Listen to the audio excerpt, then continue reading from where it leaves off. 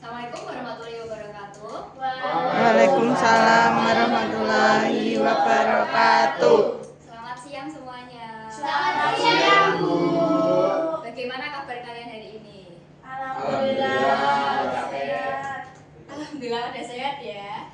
Nah, jadi sebelum kita memulai pembelajaran pada hari ini, mari kita berdoa menurut agama dan kepercayaan masing-masing. Berdoa dipersilahkan.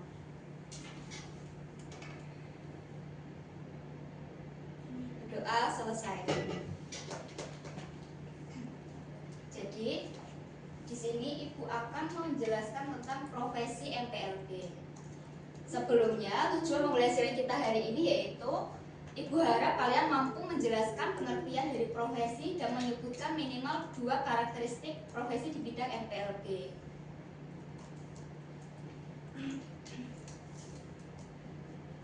Nah, coba lihat di layar depan.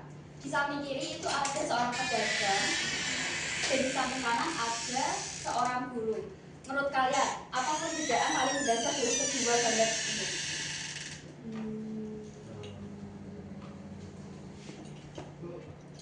Coba. Kerjanya, Bu. Boleh? Joy? Ini kalau berjualan itu nggak butuh keahlian khusus. Pintar. Jadi, perbedaan antara dua gambar ini yaitu yang satu pekerjaan, yang satu profesi.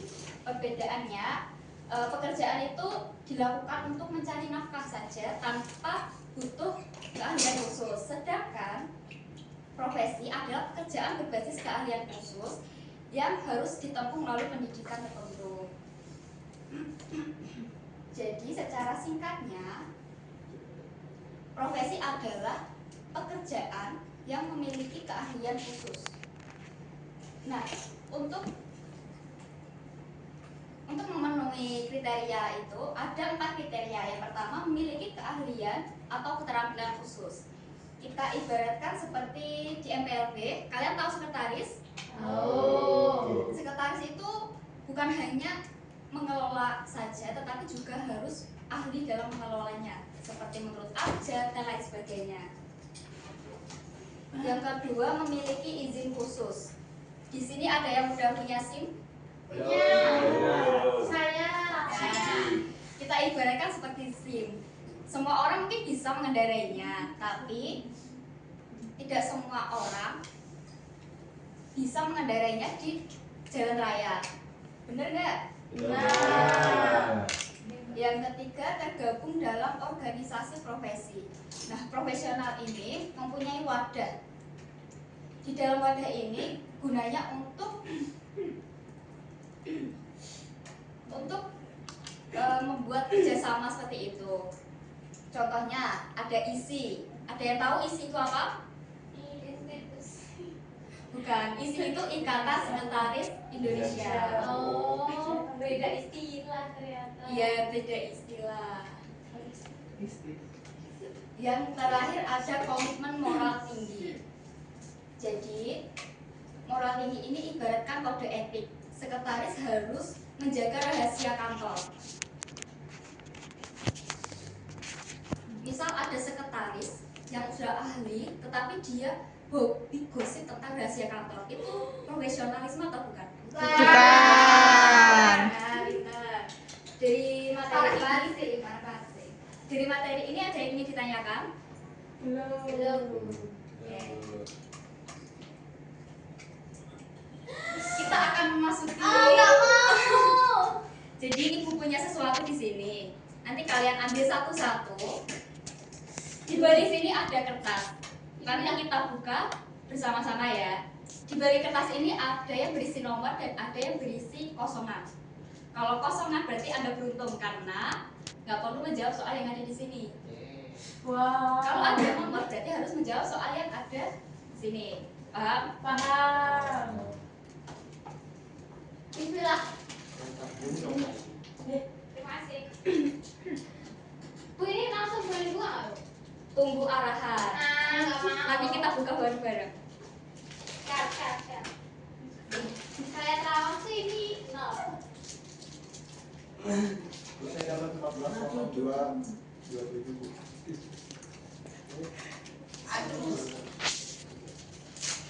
Ya.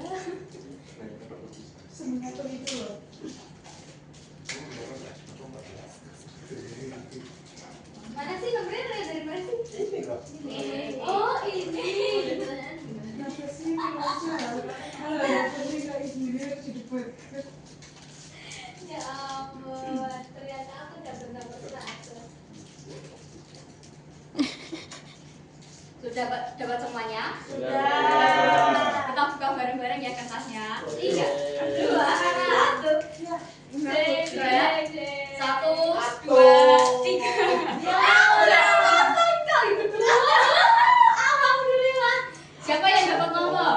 Saya Kosong.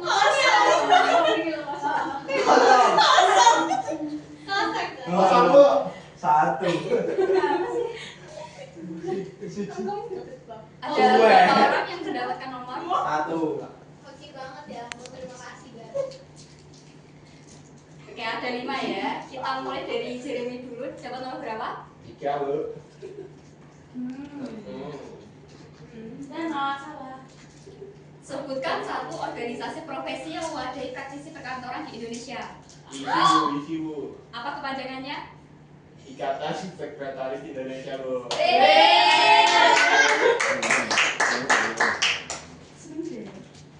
Joy dapat berapa? Saya kosong, alhamdulillah ya. Amni dapat berapa? 4.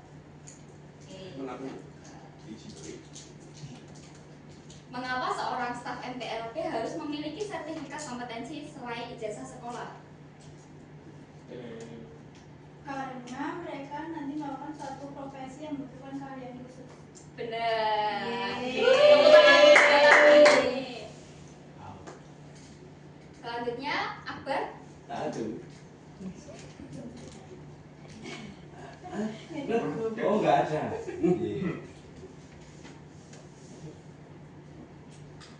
Dapatkah seseorang disebut profesional jika ia ahli mengetik tapi sering membocorkan rahasia kantor? Tidak, karena rahasia kantor tidak boleh dibocorkan. Benar. Udah pintar-pintar ya ternyata. Ya, Harga dapat berapa? 9. 9. Aspal premium.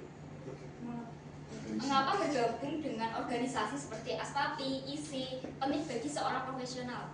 Karena enggak. Boleh minta tolong ke lain juga. Bentar, saya mau nyoba dulu. Pasti bisa. Karena menurut saya kenapa seorang profesional harus bergabung di sebuah organisasi supaya mereka bisa diapresiasi oleh orang-orang seprofesinya, terus kayak mereka juga ada yang menaungi ketika mereka mungkin butuh sesuatu. Boleh. Kita tes jawabannya ya biar pastinya gimana. Saya susah ya. Nih, untuk pengembangan diri, memperluas jaringan, dan menjaga standar kualitas kerja para anggota dalam organisasi tersebut. Siapa lagi yang dapat nomor? Berapa? 7. Apa perbedaan mendasar antara pekerjaan dan profesi menurut pendapatmu? Menurut saya kalau pekerjaan itu nggak membutuhkan keterampilan khusus atau keahlian khusus, tapi kalau profesi itu butuh dan butuh sertifikasi. Bener, udah pinter-pinter ya ternyata.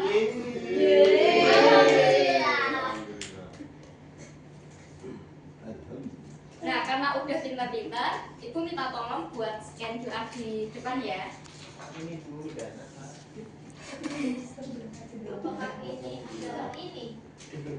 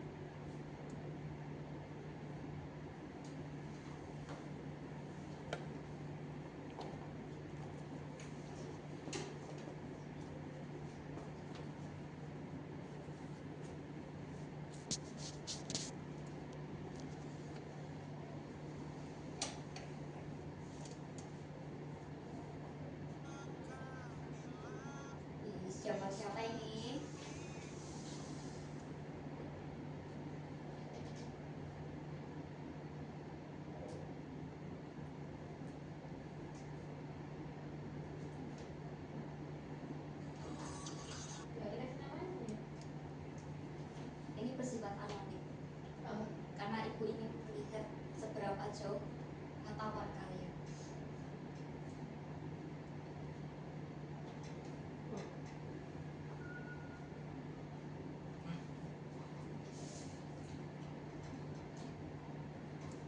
Mencapai panjang teks.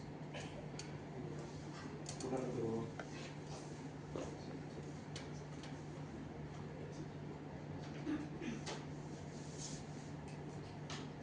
Kurang 3 lagi.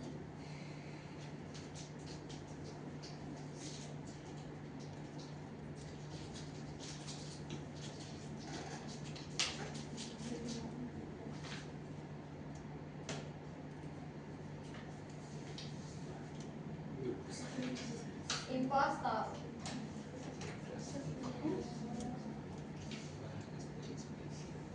Sudah semua ya? Sampun. Setelah Ibu lihat jawabannya, semua udah paham ya ternyata. Paham Bu.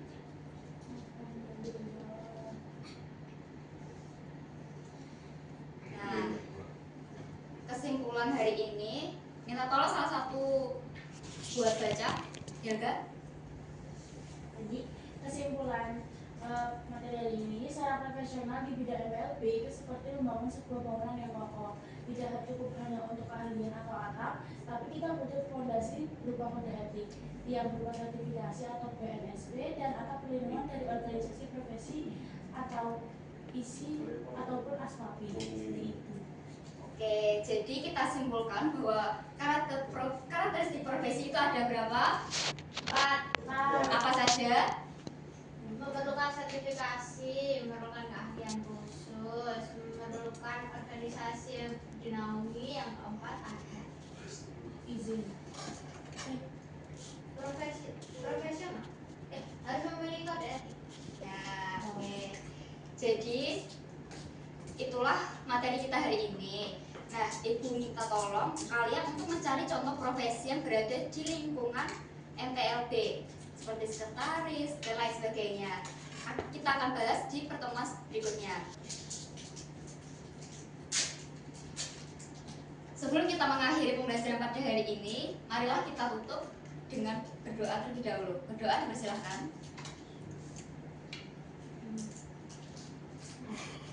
Berdoa selesai.